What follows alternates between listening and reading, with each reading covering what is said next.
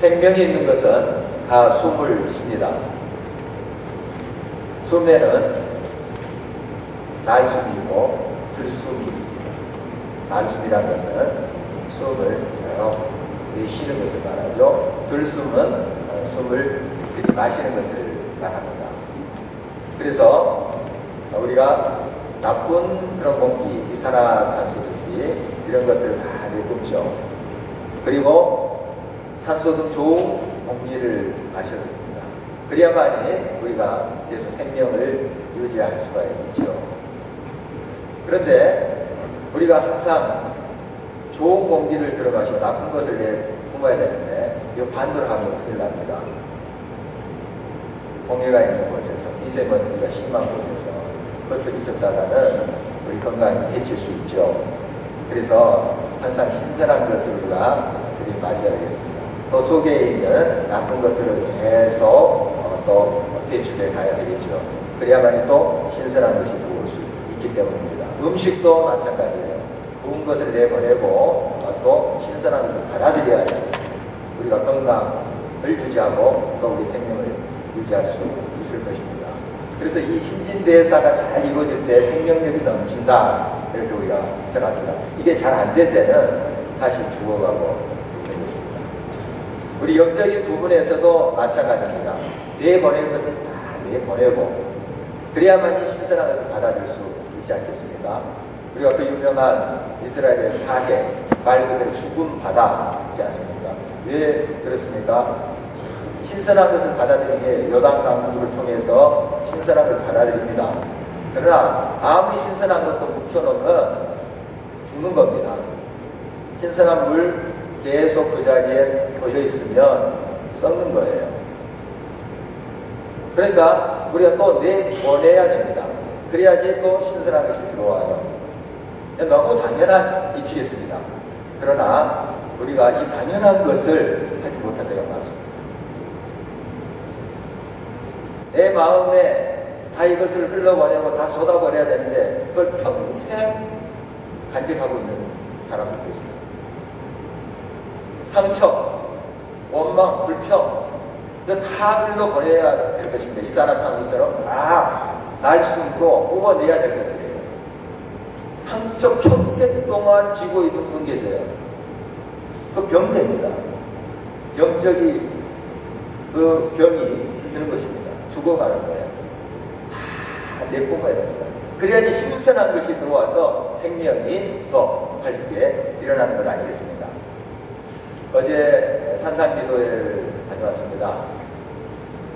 이렇게 추운 날 밖에서 기도하냐 하면서 느긋하게 오신 분들 어제 좀 추웠을 거예요. 그러나 이제 옆에 또 욕으로 가지고 뭐 다음 욕뭐 이런 것도 있어가지고 중부장하고 또 합객이라고 손나고 이런 것도 챙겨오신 분들이 있었어요. 그래서 그걸 다 넣고 가서 사실은 춥지는 않았습니다. 겨울날씨 춥고 바람도 없었고 저는 이제 굉장히 기도할 때 폭언을 하고 있다 하는데 겨울날씨니까 춥죠. 그러나 그렇게 춥지는 않았습니다. 많이 소리 지르면서 기도했어요. 저도 이제 소리를 많이 지르더니 목소리가 조금 변했는데요. 속에 있는 것을 다 쏟아냈습니다. 우리가 산상 기도할 때마다 좀 소리를 지르면서 많이 기도합니다. 정말 또 각자 흩어져서 그 산기도 할 때도 속에 있는 것들을 다 쏟아냅니다. 하나님만 앞에 계신 것을 우리가 생각하면서 그 하나님 앞에 나의 모든 것 상처, 근심, 걱정, 염려 다 쏟아놓는 거예요. 내 속에 다 쏟아놓는 겁니다. 그래야지 하나님의 신선한 것이 또 들어오지 않겠습니까? 다 쏟아냈습니다. 기도회를 마치고 이제 산에서 내려오는데 저마다 이런 말씀을 하세요. 너무 상쾌하다. 상쾌하다. 물론 공기가 상쾌하다 하는 말도 있지만 속이 불안하다 하는 그런 뜻도 있겠죠. 쏟아내버리니까 그 상쾌한 하나님의 은혜가 자기 영혼을 채운다 하는 그런 법에 있는 것입니다. 여러분 쏟아내야지 다시 새로운 것이 들어올 수가 있습니다. 우리가 빈손이 돼야지 새로운 것이 왔을 때 그것을 온전히 줄 수가 있는 것이에요. 오늘 하나님의 말씀 보면은 하나님께서 모세를 부르시는 장면이에요. 너의 백성 이스라엘, 나의 백성 이스라엘, 저 애굽의 악재 밑에서 끄집어내라. 하나님께서 모세를 부르고 있는 장면입니다. 그 장면에 모세가 응답을 어떻게 하고 있는가 하는 것을 우리가 살펴보면서 다시 한번 우리 하나님의 말씀을 붙잡았으면 좋겠습니다. 아시다시피 모세는 40년 동안 애굽의 궁정에서 왕자고 자라왔습니다. 정말 얼마나 좋은 분위기 속에서 좋은 음식, 좋은 의복 입고 또한 좋은 선생님 밑에서 그렇게 교육을 받았겠습니다. 최고의 최상의 것으로 그가 교육을 받았을 것입니다. 그러나 그는 어떤 일의 계기로 망령자가 되죠. 그리고 피한 것이 미디안 광야입니다. 허벌판, 그냥 양떼를 이곳저곳 몰고 다니면서 그렇게 생활하는 그 횟수가 40년. 40년 동안 애굽의 궁정에서 호화호시 가다가 40년 광야 생활합니다. 다 비우기. 하나님 다 비우게 하십니다. 하나님의 지금 계획은 있으세요. 하나님께서 모세를 쓸 계획을 가지고 있어요. 내가 지금 애굽에서 그렇게 잘났냐? 그것 가지고 안 된다는 거예요. 내가 최고의 학문을 배웠는가? 검수를 배웠는가? 그것 가지고 안 된다는 거예요. 그 비워라 하면서 끄집어내신 것이 저 광야입니다. 광야에서 똑같은 40년을 보내요. 그리고 출애굽기 3장 1절 말씀 보면은 자기의 장인 이두로의 양떼를 치고 있어요. 자기의 양떼가 아니고 장인의 양떼를 치고 있어요. 나이 80인데 철저히 비워버립니다. 하나님께서 철저히 빈손이 되게 해요. 철저히 이렇게 하신 다음에 지금 하나님이 부르시는 거예요. 가라. 내 백성의 고통과 신음소리를 내가 지금 듣고 있더라. 가서 바로의 손에서 내 백성을 구원해내라. 이렇게 하나님께서 부르고 계십니다. 이때 모세가 이렇게 대답을 해요. 10절입니다. 오 주여, 나는 본래 말을 잘하지 못하는 자니이다. 주께서 주의 종에게 명령하신 후에도 역시 그러하니 나는 입이 뻣뻣하고 혀가 둔한 자니이다. 말 못합니다. 어떻게 왕한테 가서 말을 합니까? 또 지금 내 백성을 다 주라고 이렇게 이야기합니다. 못합니다. 내 목숨이 위험합니다. 이런 뜻이죠. 못합니다. 이 고백은 사실일 거예요. 말 못합니다. 입이 둔합니다. 하는 거 일부러 겸손한 채 그렇게 대답한 것이 아니라 사실일 거예요. 왜냐하면 그 전에 40년 전에 왕국 생활할 때 말게나 한다고 생각했어요. 사도행전 7장에 보면은 스데반의 설교복음이 나옵니다. 백성들 앞에 설교하는, 그래서 예수 그리스도를 증언하는 그 내용이 나와요. 그 스데반의 설교 중에 이 모세 이야기를 잠깐 언급합니다.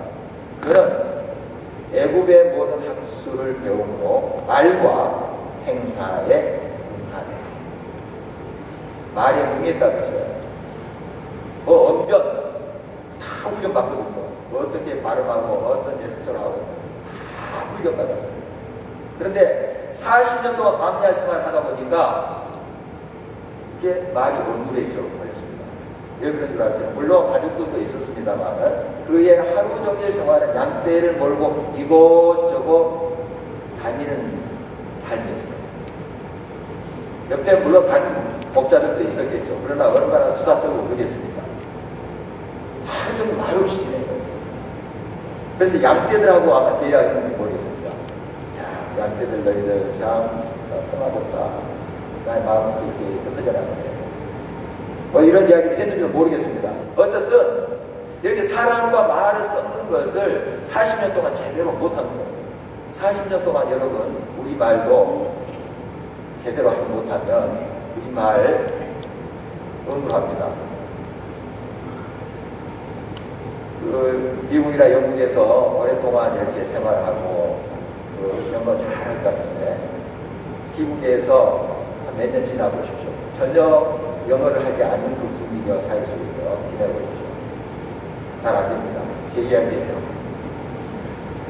영어도 안 되고 한때는 우리말도 잘 안 되더라고요. 잘 안 됩니다. 잘 안 돼요.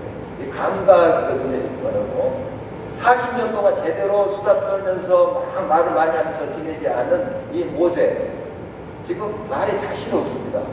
그것도 왕 앞에 가서 어떻게 조목조목 이야기하면서 협상을 합니까? 못합니다. 못합니다. 이해할 만합니다. 이해할 만해요.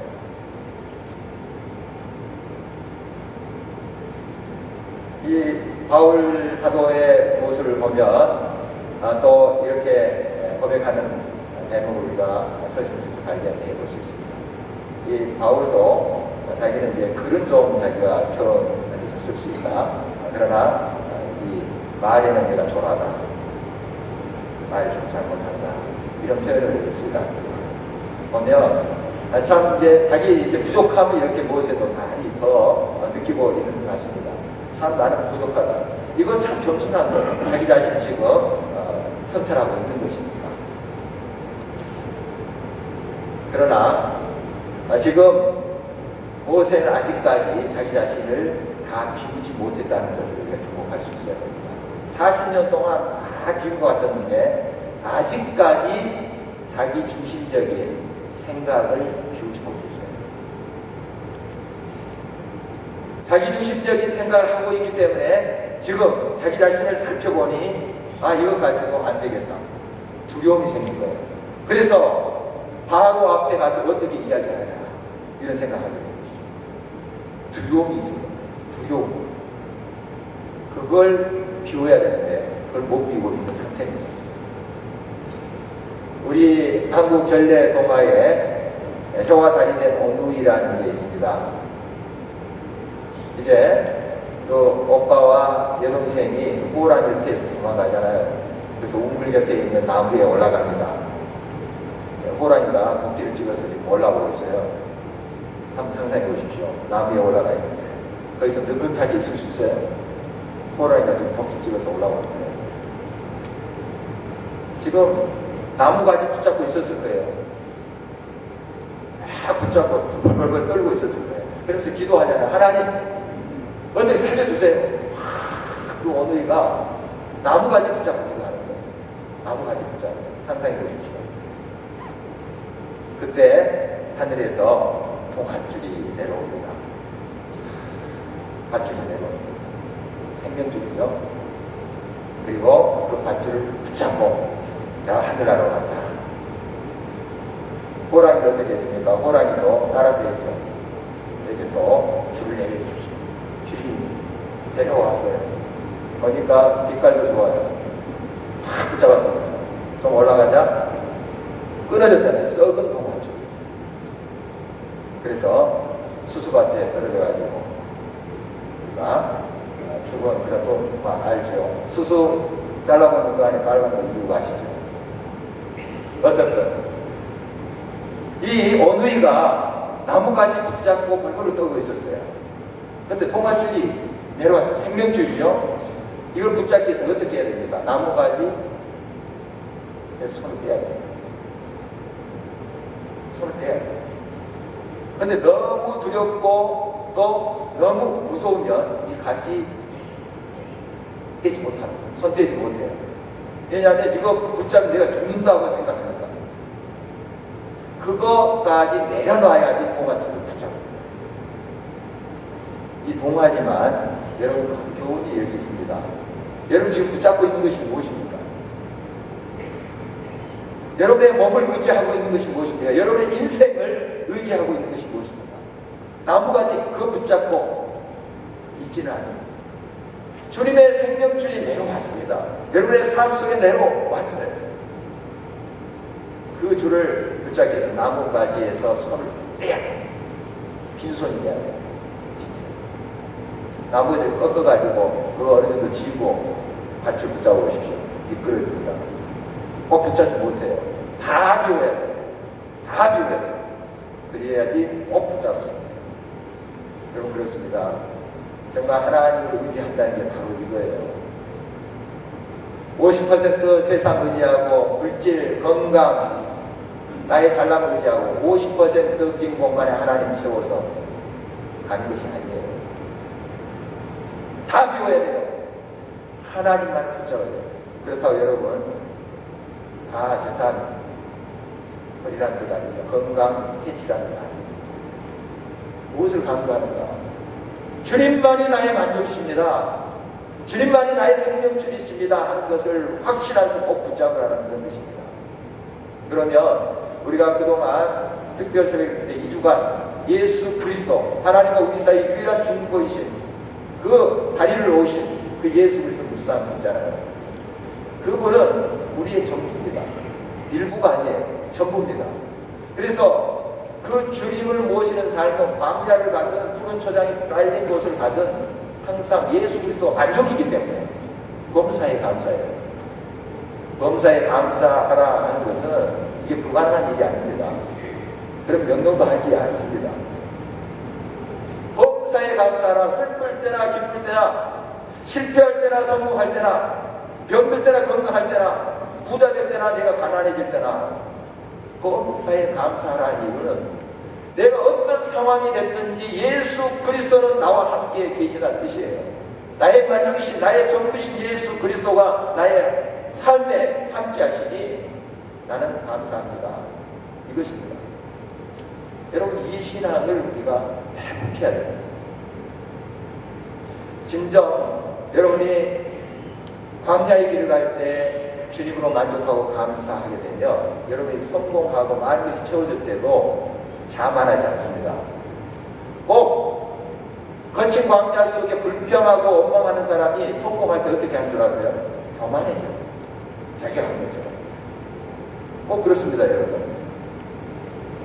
그러니까 지금 여러분이 불평하고 있습니까? 무엇이 안 되고 실패해서 불평하고 있습니까? 나중에 성공할 때 여러분 자만할 게 있어요. 그 틀 똑같아요. 지금 감사하세요. 왜 그렇습니까? 예수 그리스도가 나의 진리이며 나의 삶의 의미고 나의 삶의 목적이고 나의 삶의 전부. 여러분에게 주신 건강, 재능, 또 부 이것도 하나님의 영광을 위해서 또 못된 교회와 이웃을 위해서 또 쓰는 것. 그리고 그 하나님을 우리가 만족합니다. 하나님을 만족하는 삶 어떤 상황 속에서도 감사드립니다. 승리하는 삶을 살아요. 우리 신앙의 선배들 모습 한결같잖아요. 한결같습니다. 어떤 상황 속에서도 주님으로 인하여 기뻐합니다. 저 기쁜 감옥 속에서도 찬양합니다. 억울한 일을 당하고도 절망하지 않습니다. 하나님을 바라보면서 나아갑니다. 물론 몸은 고달프지만 그러나 그들의 심령 자유함이 있고 심령 깊숙한 것에 감사와 찬양이 넘쳐났다는 것을 우리가 기억하고 있습니다. 여러분 이 신앙으로 우리가 돌아가야 됩니다. 이것이 말씀으로 돌아가는 것입니다. 바로 우리가 진정 예수님 밖에 없음을 고백해야 됩니다. 그분만을 꼭 붙잡아야 됩니다. 이제 모세에게 하나님께서 말씀하시죠. 가라. 내가 너의 입과 함께하겠다. 너와 함께하겠다. 임마누엘과 함께하겠다. 그런데 모세의 대답 보십시오. 13절입니다. 모세가 이르되 오 주여 보낼 만한 자를 보내소서. 이렇게 하나님이 이제 가라. 내가 함께하겠다. 함께하겠다. 그런데 아직까지 모세는 완전 빈손이 되지 못하는 거예요. 완전. 자기 자신을 아직까지 바라보고 있는 거예요. 하나님을 바라보고 하나님께서 함께 해주겠다 약속을 딱 붙잡아야 되는데 아직까지 나무가지 이거 못 내는 거예요. 두려워서. 하나님께서 화내십니다. 화냈어요. 그 전까지는 모세가 겸손한 거예요. 자기 자신이 아닌가. 내가 말 못하고 건강처럼 안 되면 안 돼요. 겸손한 거예요. 그러나 하나님, 내가 너와 함께 하노라. 너를 바라보지 말고 나를 바라봐. 내가 어디로 가든지 내가 동행하마. 약속한다면 겸손히 하나님의 약속을 붙잡는 게 그것이 순종입니다. 바로 이것이 겸손한 자의 자세인 것이죠. 아브라함의 이야기를 잘 알고 있습니다. 내 본토 친척집을 떠나라 할 때 갈 바를 알지 못하고 갔다고 했습니다. 참 어렵죠. 다 자기가 나이도 얼마 들었는데 그거 다 내려놓고 떠나라 하니 이 쉬운 일입니다. 그러나 하나님이 가라고 하십니다. 그래서 하나님의 약속을 붙잡는 두려움이 있었지. 알지도 못하는 그 미지의 세계에 발을 디뎌놓는 거 두려움이 얼마나 컸겠습니까? 그러나 하나님이 함께 하시겠다 하니 그 약속을 붙잡고 가는 거예요. 그의 삶을 통해서 얼마나 하나님의 영광이 드러납니다. 여호수도 마찬가지예요. 요단강 앞에서 걸어가라. 우리 철철 걸고 휩쓸어 갈 수 있는 그 상황 속에서 하나님 말씀 믿고 발을 디비잖아요. 여리고 돌기도 마찬가지입니다. 여러분 이런 믿음을 원하시는 거예요. 하나님을 온전히 붙잡고 하나님의 가라고 하시면 가는 겁니다. 일어서서 가는 거예요. 말씀대로 행하는 거예요. 하나님께서 함께 하십니다. 모압과 아몬 연합군이 유다를 침공해 옵니다. 그때 유다의 왕은 여호사밧이죠. 얼마나 두려운지 몰랐습니다. 큰 군대가 쳐들어오는데 이제 죽었구나 하는 생각이 들 정도지. 하나님께 부르짖죠. 백성들이 하나님 앞에 급식하며 기도합니다. 하나님께 지혜를 주세요. 군대 앞에 찬양대를 세워라. 그리고 싸움 때 나가라. 그대로 순종했습니다. 순종했습니다. 하나님께서 어떻게 역사하십니까? 그 연합군이 서로 찔러요. 자중질환이 일어납니다. 큰 승리를 유다에 갖다줬다는 우리 역사를 읽고 있습니다. 여러분, 그 하나님, 지금도 동일하신 하나님이십니다. 여러분의 하나님이세요. 여러분의 가정의 이 공동체의 하나님이십니다. 그 하나님을 온전히 의지하십시오. 그 하나님만을 붙잡는 것이 여러분의 삶의 승리일 줄 믿습니다. 하나님께서 이제 화를 내셨습니다. 화 내신 이유는 바로 이 모세가 계속해서 하나님의 약속을 바라보는 것이 아니라 자기 자신을 바라보는 것. 두려움 속에 자기 자신을 바라보면서 떨고 있었기 때문에 하나님께서는 이렇게 말씀하십니다. 보라, 내 형 아론이 있지 않냐? 나의 사랑한다. 네 형과 같이 가라. 내가 내 말을 내게 줄 테니까 너는 형에게 이야기해라. 형은 바로 이야기해라. 이렇게 지키실 모습을 우리가 볼 수 있습니다. 여러분, 하나님의 말씀에 순종할 때 꼭 하나님은 모든 조건을 채워주세요. 채워주십니다. 반드시 그래요. 하나님 기뻐하시는 일을 하게 되면 채워주세요. 이 모세가 하나님의 뜻에 이제 순복하고 가겠습니다. 기록하더라. 하고 일어섰을 때 아론이라는 사람 붙여줘요. 주변에 사람을 붙여줘요. 바울 사도의 사역도 여러분 보시면 혼자 하지 않아요. 혼자 선교회 하지 않습니다. 동역자들이 꼭 있습니다. 함께 하죠. 하나님 꼭 적재적소에 사람을 보내주시다. 여러분도 삶 속에 그런 것을 많이 경험하게 될 거예요. 전혀 나랑 알지 못한 사람이 불쑥 나타나서 나에게 도움을 주는 경우 있어요. 어떤 사업적인 일도 있을 수 있고 또 내게 위로를 줄 수도 있어요. 신비스럽습니다. 하나님 뜻대로 해보십시오. 이 교회 9년이 됐지 않습니까? 우리가 서로 아는 사이도 아니었는데 지금 한 울타리에서 형제 자매라고 그러십니다. 같은 믿음의 공동체를 이루고 있죠. 그러니까 신비스럽습니다. 어떻게 보면 신비스러워요. 부부도 이렇게 보면 어떻게 이 사람이 내 안에 내 남편이 또 신비스러울 때가 있잖아요. 여러분. 신비스러운 거예요. 내가 하나님의 뜻대로 살고 무슨 일을 행할 때 하나님은 적재적소의 사람들을 채워놓으십니다. 그리고 필요한 거 채워 넣으세요. 함께 하세요. 그런 하나님이십니다. 하나님께서 명령하시고 보내시는데 나무라라 하시겠어요? 애굽에 가라 바로 이야기하라. 그리고 하나님께서 숨어버리시겠어요? 그런 하나님 아니세요. 여러분의 인생에 명령하신 분은 책임지십니다. 책임지세요. 그 사명을 이룰 때까지 책임지십니다. 채워주세요. 사람 보내십니다. 물질 보내세요. 필요한 재능 보내주십니다. 우리 일부 찬양대회에 부부가 커피 하고 있는데 한 부부의 이야기예요. 우리 교회에 등록하셨을 때 신방 갔는데 그 부인 집사님은 그 전에 교회에서도 열심히 찬양대회를 섬겼어요. 그런데 이제 남편 집사님은 찬양대회를 한 번도 안 섬겼어요. 그리고 교회 봉사도 한 번도 안 했어요. 교회만 이렇게 왔다 갔다 그런 뜻이었는데 부인의 소원이 그거예요. 같이 찬양해서 하나님을 찬양합니다. 그런데 안 듣는 거죠. 왜냐하면 본인이 음치라는 거예요. 어렸을 때부터 그런 소리를 들었어요. 너희 어릴 때 진짜 못하는 거예요. 그러니까 자기도 이 노래에 자신이 없는 거예요. 피해가 된다는 겁니다. 찬양대에 서면 나로 인해서 화음을 부르고 피해가 됩니다. 그것 때문에 이제 못했습니다. 제가 도움이 됐어요. 그래도 교회 봉사해야 임기를 잘합니다. 큰 소리로 내서 그렇게 부르지 마시고 작은 소리 옆에 잘하는 사람 옆에 쓰십시오. 그래서 좀 흉내내듯이 작은 소리로 따라해 보시면 될 겁니다. 그렇게 제가 도움이 됐습니다. 지금 찬양을 열심히 하고 있는데 이분의 이야기를 들었습니다. 이 찬송가를 하는데 이 인터넷에 각 파트별로 그 찬송이 나와요. 소프라노, 벨토, 테너, 베이스 각각 나와요. 인터넷 이렇게 아무나 들어갔어요. 그렇게 할 수 있어요. 자기 파트를 어떻게 300번 내겠어요. 300번. 어떤 좀 어려운.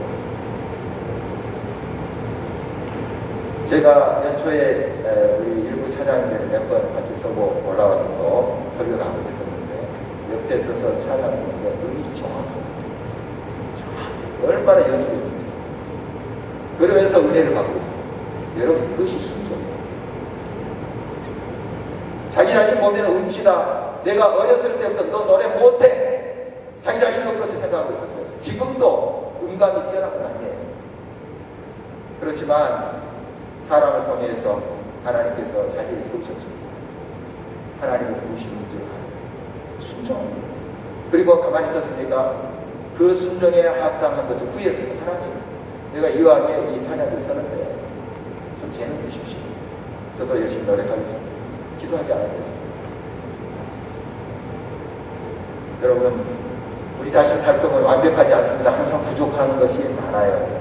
그러나 하나님이 가라고 하시면 가십시오. 하나님이 서라고 하시면 서십시오. 하나님이 분명히 사람 보내시고 재능 채워주십니다. 역사하세요. 함께 하십니다. 여러분을 통해서 하나님의 영광이 드러난다는 사실입니다.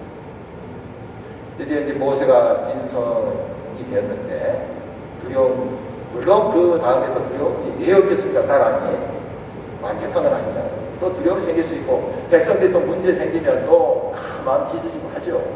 그러나 그때마다 다 하나님께 쏟아요. 엎드려가지고 다 쏟아요.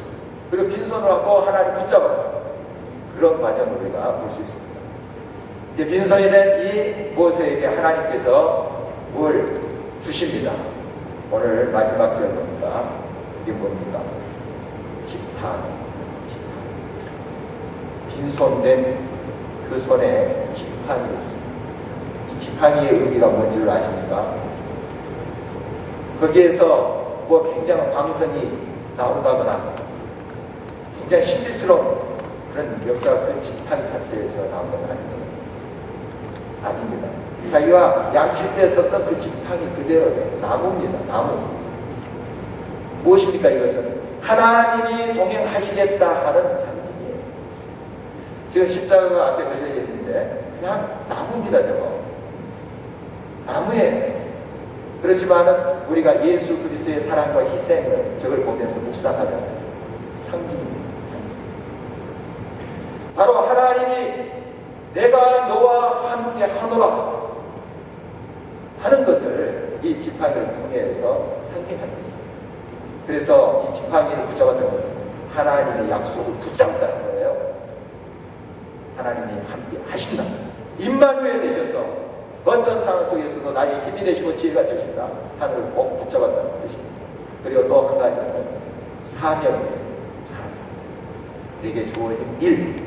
가정이면 가정, 일터면 일터. 이 교회에서 여러 사역들, 직분, 일입니다. 이걸 꼭 붙잡는 것입니다. 빈손이 될 때, 내 자신의 모든 것들을 내려놓고 내 중심의 모든 생각을 내려놓고 하나님의 약속을 꼭 붙잡고 나가는 자의 삶을 통해서 지금도 하나님은 위대한 일을 이루십니다. 하나님의 생명의 역사를 이루어 가신다는 사실입니다. 소록도의 김두영 목사님이라는 분이 계셨습니다. 20년 전에 작고하셨습니다만은 제가 고등학교 때 한 번 뵙고요. 저희 교회 중고등부 홈페이지 만들기 위해서 인터뷰하기 위해서 한번 만나뵙습니다. 그리고 20년 지난 후에 제가 또 그분과 함께 할 수 있는 귀한 또 은혜가 있었습니다. 며칠 동안 같이 대화도 하고 또 이렇게 좋은 말씀하시고 그동안 어떻게 서로 또 교회가 세워지고 어떤 일이 있었는가 기도하고 또 예배 때 그분이 70 중반 정도 됐었어요. 제가 이제 만나고 한 2, 3년 뒤에 돌아가셨는데 얼마나 열심히 설교하시는지 할아버지께서 설교하시고 또 저를 또 강단실에서 또 설교하게 하시고 또 경청하시고 이런 좋은 경험을 했습니다. 이분 이제 사실 그 옛날에 일제강점기 일본에서 유학하신 동경대에서 유학하신 분이고 정말 좋은 곳에서 또 나라에서 어떤 관직을 높은 관직을 또 주려고 있습니다. 다 우리 지금 서울도 아시죠? 나하면 안 돼요. 가보니까 1962년인데요. 거기에 이제 서울도를 관장하는 사람이 이제 서울도 병원장입니다. 육군 대리하고 그랬습니다. 바로 5.16 그 다음입니다. 그런데 이 사람이 이 교회를 아마 핍박하는 겁니다. 이렇게 동네가 있는데 그 서울도 동네가 있습니다. 동네에 예배를 드리는 초소 이제 그런 나라거든요. 예배 드리는 그다 뺏어버려요. 그리고 한 곳에 와서 몸이 불편하시고 얼마나 힘들어요. 교통도 그렇게 불편한데 그 안에서 핍박하는 거죠. 근데 이분이 부임해서 우리가 만들지 않고요. 우리가 세웁니다. 다 몸이 불편하고 그런 분들이 교회를 세워요. 그 중앙교회를 포함해서 8교회 세우고 한 2, 3년 만에 다 물론 그렇게 싹 좋은 그런 건물 아닙니다. 그래도 교회 당시 그 이야기를 읽어보니까 참 놀라요. 그 아는 애들은 자기 머리카락 잘라서 팝니다. 그리고 그 세숫대에다가 자가들이 이고 나릅니다. 그 몸이 다 불편하죠. 그리고 시각장애인들은 손에다가 숟가락을 넣어요. 이렇게. 그래서 자가를 펴요. 또 손이 없는 그런 분들도 역시 이 손목에다가 숟가락을 둘둘 끈으로 말아서 그거 자가를 펴요. 그래서 세운교회들이 기적이 일어났습니다. 기적이 일어났어요. 몇 년 사이에 이 8교회가 쫙 서게 됩니다.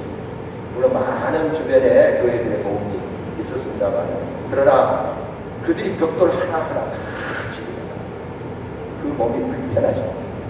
나 환자. 얼마나 감격했겠습니까? 이런 기적이 그곳에 일어났어요. 자기의 자신의 모든 것들을 내려놓고 세상에 좋은 자리 있다 부르는 그것까지 다 내려놓고 하나님의 명령에 쫓아서 그것까지 가셨습니다.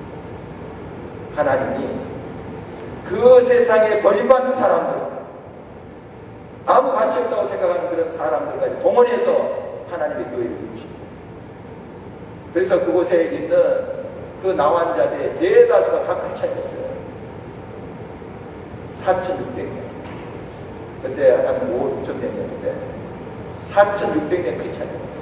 캐톨릭 교회가 일부 있고 기독교회가 이 개신교가 4,600년이 크리스찬이에요. 기적 아닙니까? 여러분, 하나님의 명령에 온전히 순종하십시오. 긴 손이 되어 하나님의 뜻에 순복할 때 하나님께서 채우시고 역사하십니다. 지팡이를 들려주십니다. 삶을 들려주십니다. 임마누엘 되셔서 함께 하십니다. 날마다 이 믿음 가지고 긴 손 되어 진 지팡이로 주의 영광 드러내시는 저와 여러분 되시기를 주의 이름으로 축원합니다.